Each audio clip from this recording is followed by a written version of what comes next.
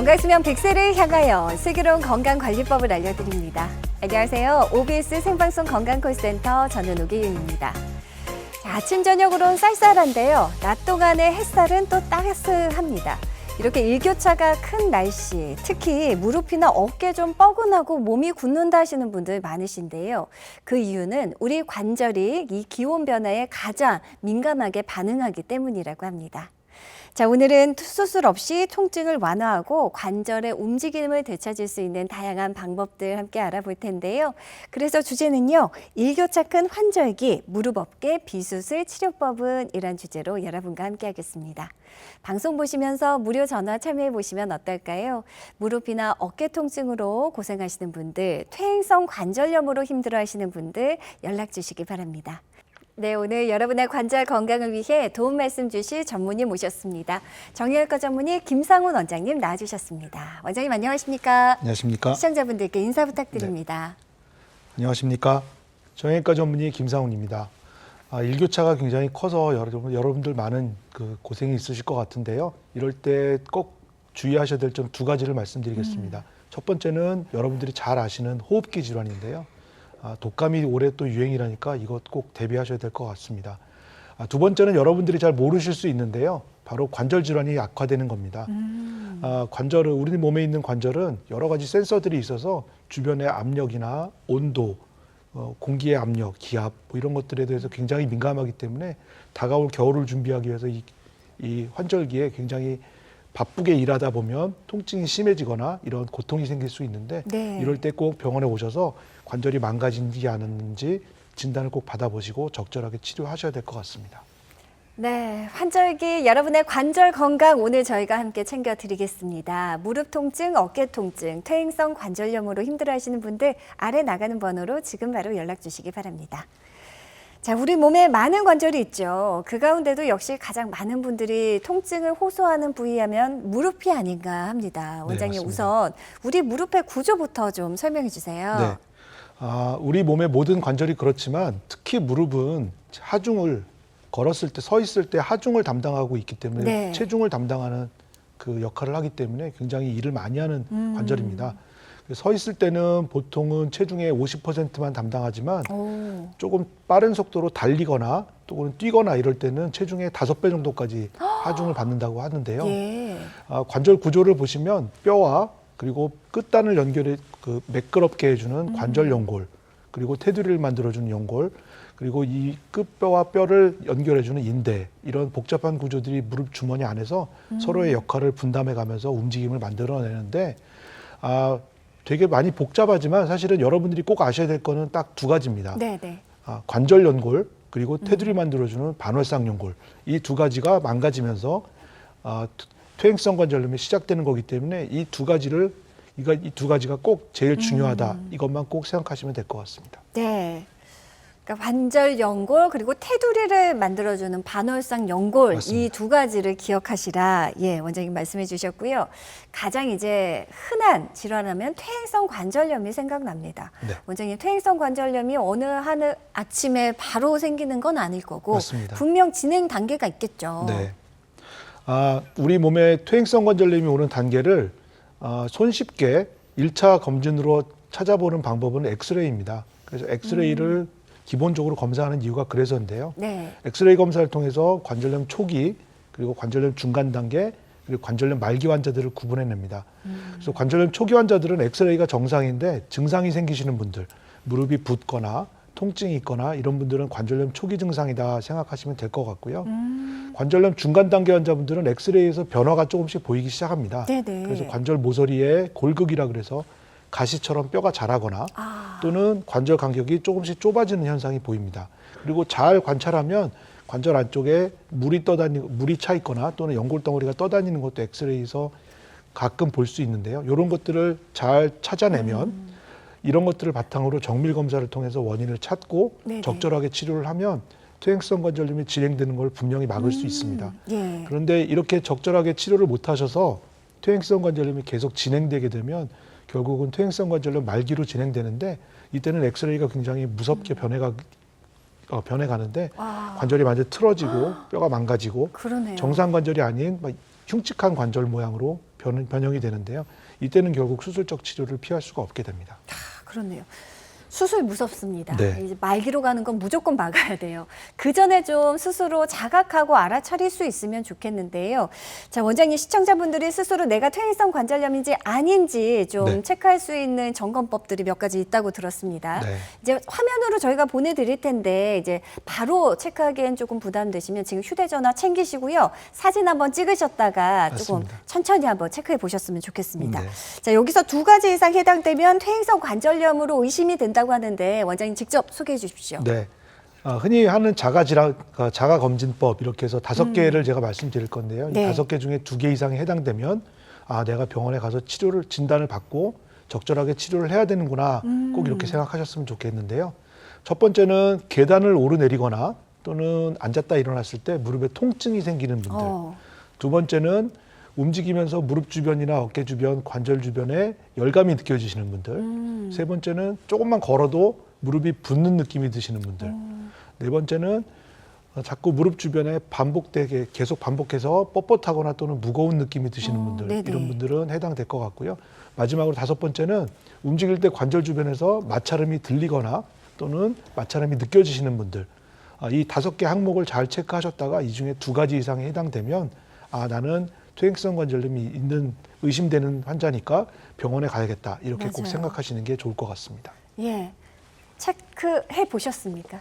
계단 오르실 때 그리고 앉았다 일어날 때 통증이 있다 하시는 분들, 또 무릎 주변이 붓고 좀 뜨끈뜨끈 열감이 느껴지신다 하시는 분들, 특히 좀 뻣뻣하고 무겁게 느껴진다 하시는 분들 역시 이제 퇴행성 관절염을 의심해 보셨으면 좋겠습니다.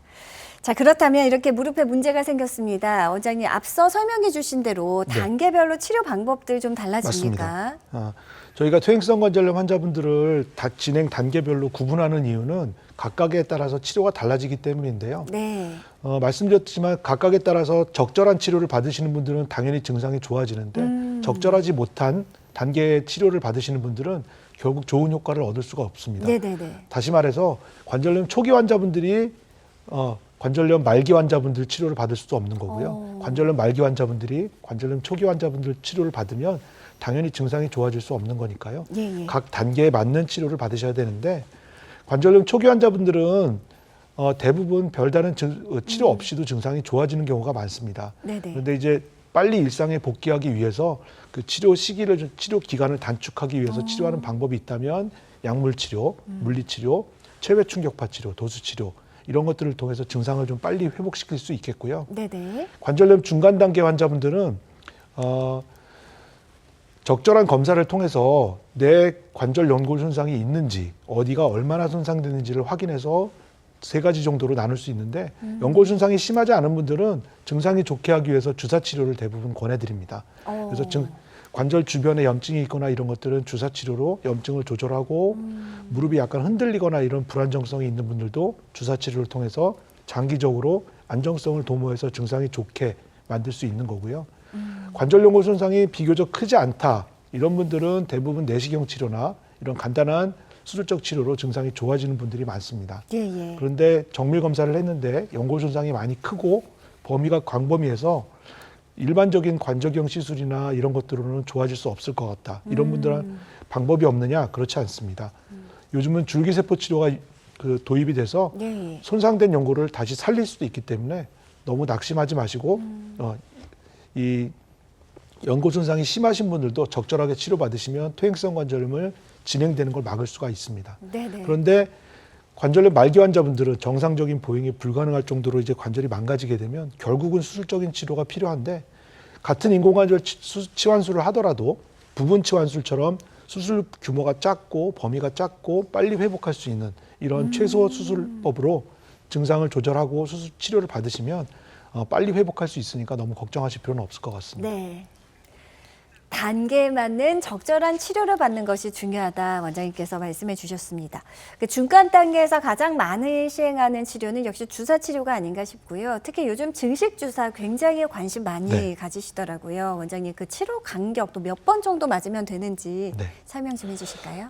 증식 주사 치료는 관절 주머니나 또는 관절을 잡아주고 있는 인대가 손상됐을 때 이 인대나 관절 주머니를 다시 탄탄하게 회복시켜주는 이런 치료입니다. 네. 그래서 보통은 치료자마다 다르지만 2주 간격 또는 한 달 간격 이렇게 주기적으로 3번에서 5번 정도 증식 주사를 맞게 되시는데요. 오.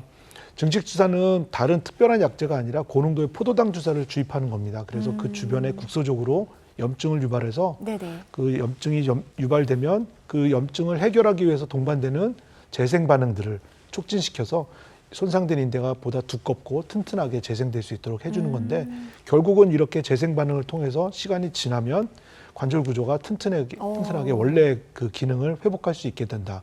이게 바로 증식 주사 치료의 원리입니다. 네네. 그러니까 단순 통증 완화에 그치는 것이 아니고요. 이제 인대나 힘줄, 지지대를 튼튼하게 만들어주는 이제 주사가 증식 주사인데요. 원장님, 이제 주사니까 간편할 것 같아요. 네. 그 외에 또 어떤 특징, 장점들이 있습니까? 외래에서 흔히 시행하는 이 증식 주사 치료는 간단하게 외래에서 맞으시니까 시간이 짧습니다. 일단 그리고 흉터가 없습니다. 절개하는 게 아니니까요. 꼬맬 네. 필요도 없고 그리고 고농도의 포도당 주사를 깨끗하게 주사기로 주입하기 때문에 감염이나 이런 위험성이 없어서 비교적 안전하다 이렇게 예, 생각하실 예. 수 있겠고요. 근본적으로 손상된 인대를 수술해서 재건하는 게 아니라 원래대로 튼튼하게 복구시킨다.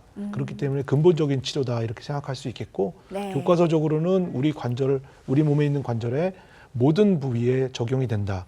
이렇게 광범위한 치료다 이렇게 생각하실 수 있겠고요.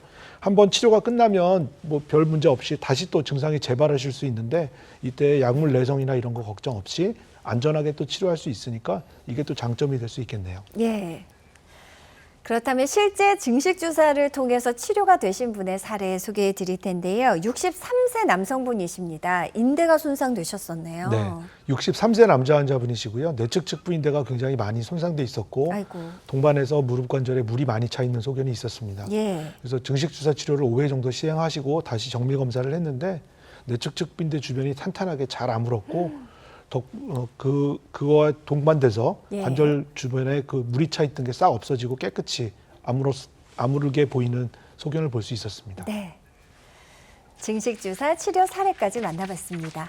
방송이 진행되는 동안 많은 분들의 고민 전화가 걸려오고 있는데요. 이쯤에서 저희가 좀 도움 드려볼까 합니다. 만약 무릎을 움직이거나 또 계단을 오르실 때 이제 좀 통증이 느껴지십니까? 그리고 무릎을 움직일 때마다 부딪히는 소리도 나고 또 통증이 느껴진다 하시는 분들 서둘러 주시기 바라겠습니다. 네, 생방송 건강콜센터 여러분의 전화 받아보겠습니다. 여보세요? 안녕하세요. 예, 어머니 반갑습니다. 네. 올해 나이가 어떻게 되셨나요? 저 84이에요. 84세 우리 어머님이시고요. 원장님 네. 나와 계십니다. 인사 나누시고 어디 불편하신지 말씀 주시면 되겠습니다. 네, 어머니 네. 안녕하세요. 네, 원장님 안녕하세요. 네, 어머니 어디가 불편하세요?